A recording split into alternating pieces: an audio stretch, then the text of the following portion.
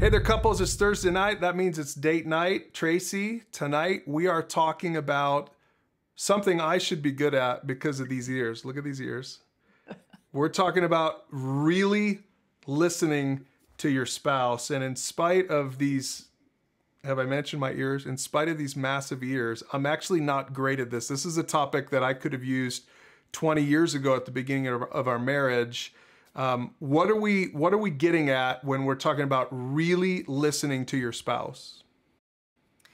Yeah, I think for couples, it's just listening is a skill that we all need to get better at. Every week we've talked about different things about strengthening your marriage. Last week we talked about the idea of giving your spouse the benefit of the doubt. And a couple weeks ago, we talked about the ability to see things from your spouse's point of view and how emotional intelligence is not just being able to understand your own emotions, but that of your spouse. And so all of that requires the skill of listening, and not just listening, going through the motions kind of listening, but really listening so you can understand your spouse better. And so that's what we're going to talk about tonight, really, is kind of the skill of listening, some of those roadblocks that get in our way, and then what are some good strategies and behaviors that we should have if we want to be a good listener. All right, so let me play devil's advocate here. I could see some of the husbands out there saying, "Oh man, all right, I'm gonna have to work on this. Like, I recognize I have to work on it."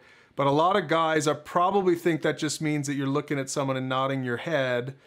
What's the difference between looking like you're listening and really listening? Like, it's not a passive response, right? It's an active response. So talk us through some of that. Let's kind of try to unpack that so that the men out there can have something that they can bite into. Yeah. Well, so yeah, the word you used, active, is key, and that's a very common counseling strategy, being an active listener. And a lot of times how we explain that is that you could repeat back what you heard. But really, I think even more than that is kind of the heart of what listening is really about. And so for both spouses, men and women, the goal of listening isn't just to sit there and nod your head and just be like, mm-hmm, mm-hmm. The goal of good listening, really listening, is that you're hearing what your spouse is expressing. You're listening for the theme of what they're saying. You're listening for the emotions that are attached to the things that they're upset about. And the whole goal being, I want to understand what you're saying. I want to understand where you are in this moment in time.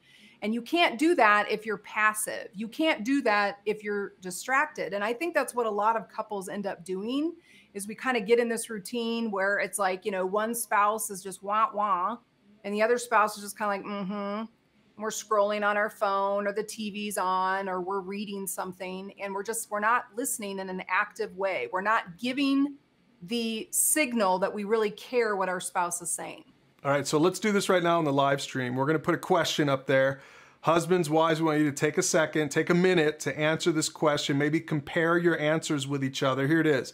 On a scale of 1 to 10, how often do you feel understood by your spouse? Understood is the word, not listened to, right, but understood. And then you should make sure to explain that. And then the follow-up question is, what number would your spouse give you? So husbands, wives, we'll give you a minute right now to answer that question and maybe start having a conversation about it. But this is probably a good question to come back to once this live stream's over.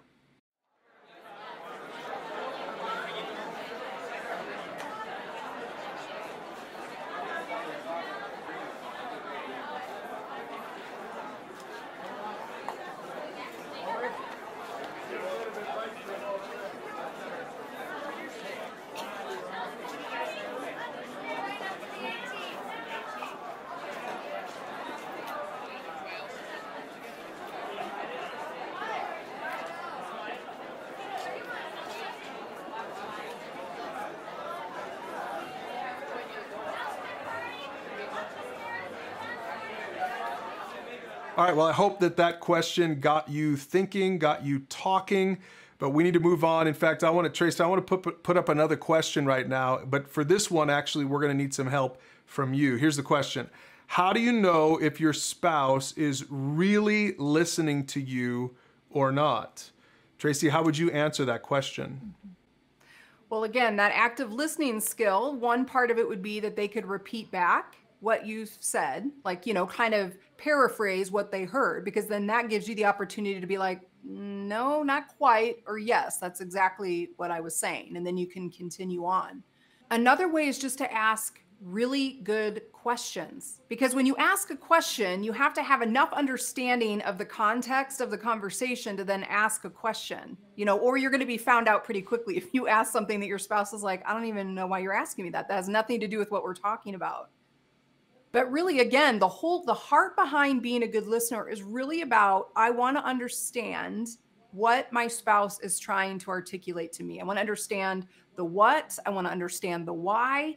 And to be able to do that, you need to be able to repeat back what you hear. You need to be able to ask good questions. And you even need to be able to just show empathy. Like, I can tell that you're really upset. I'm so sorry that you had such a bad day today. Those are all things that make your spouse feel like they're tracking with me.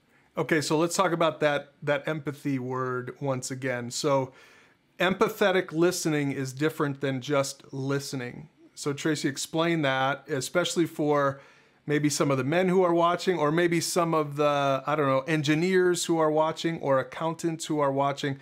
And this isn't just a man thing, but sometimes the husband or the wife can just be so, I don't know what the word is, maybe just so like matter of fact, or so maybe just logical, rather than being empathetic. So explain that.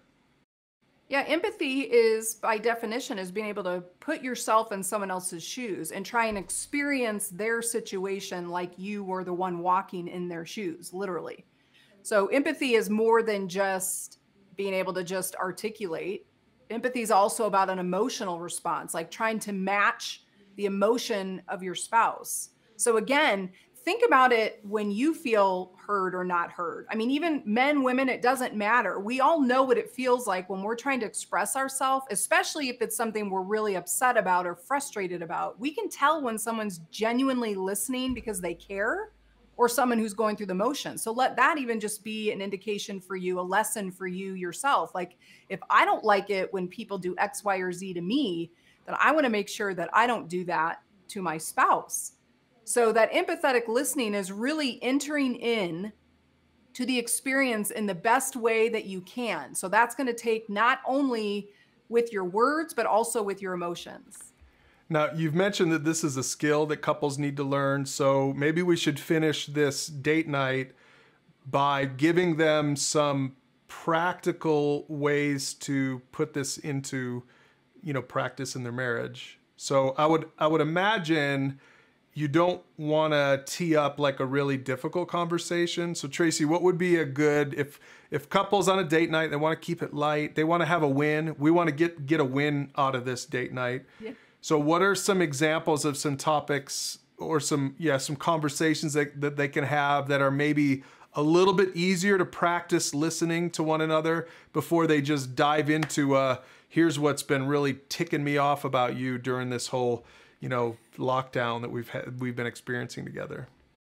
Yeah, well, I think, if we remember a few weeks back, we did the develop your love map. Those were some really good questions. If you guys didn't finish doing some of that, I mean, there were a ton of questions that were offered in that topic.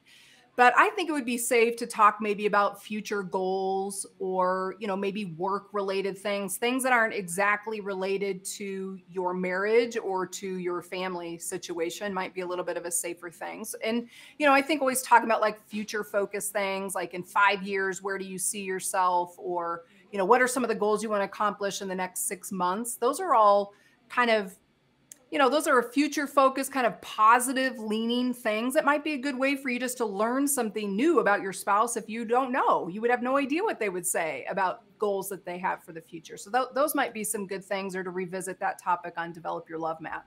Now, what would you say to couples where one of them is a lot more talkative than the other one? What are some practical tips in that situation? Well, again, I know that can be really hard. So my hope is the person that's a little more talkative could just ask some good follow-up questions. So if the less talkative spouse is just kind of like, I want to climb Mount Kilimanjaro.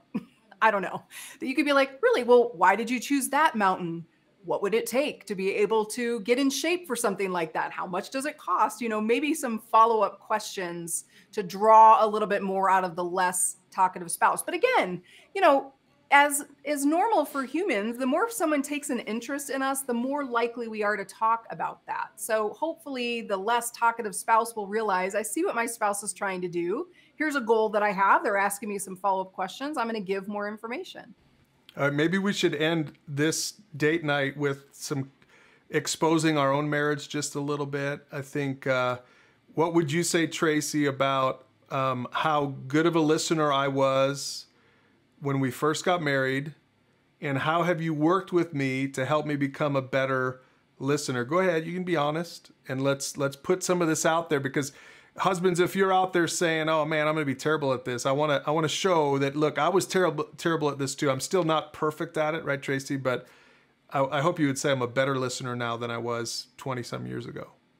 Yeah, I think for us, what I had to learn, and again, that some of that's personality type and temperament.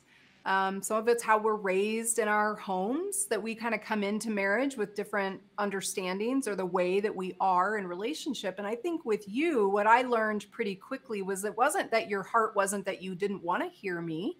It's just you're kind of a one-track minded person. You get singularly focused. So when we were dating and engaged, a lot of the times I was your singular focus. So you were very engaged with me. And, we were talking a lot and connecting and learning so much about each other. But then once we got married and life kind of carries on, okay, now your focus started to move towards work and to other things. And so I had to kind of fight a little bit to get your attention.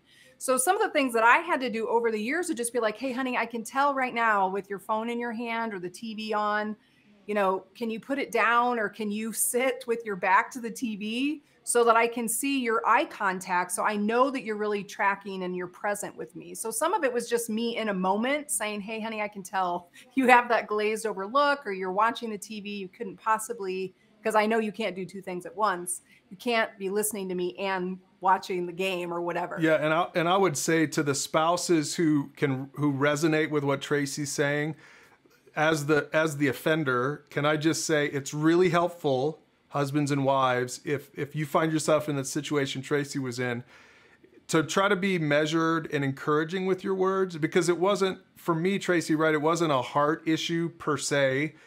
It was, like you say, it was like a skill that I had to learn. Part of it was my temperament, that I do tend to be one-track minded and I zone out. And it's not just a guy thing, because all of my siblings have their spouses have the same complaint about them.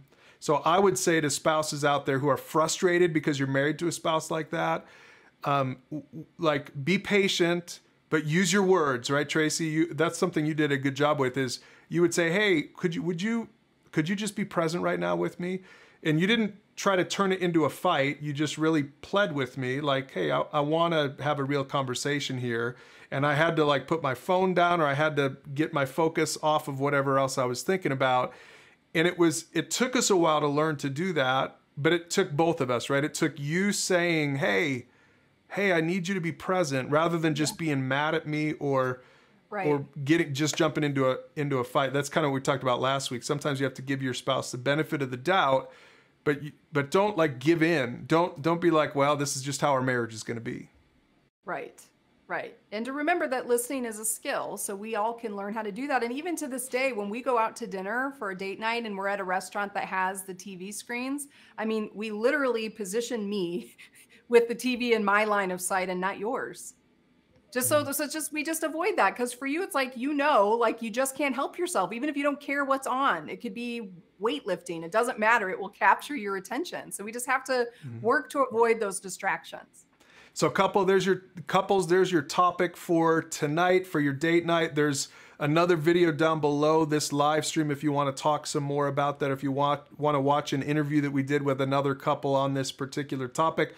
Use those discussion questions. Remember, strengthen your marriage, build your marriage up. This is a great topic for doing that. And also, I want to encourage you, if you've got some other topics that you would love to see us cover on date nights, because we're going to keep doing this, would you use those comments on YouTube or on Facebook in that comment thread? Just put some titles in there or some categories that you'd love to cover.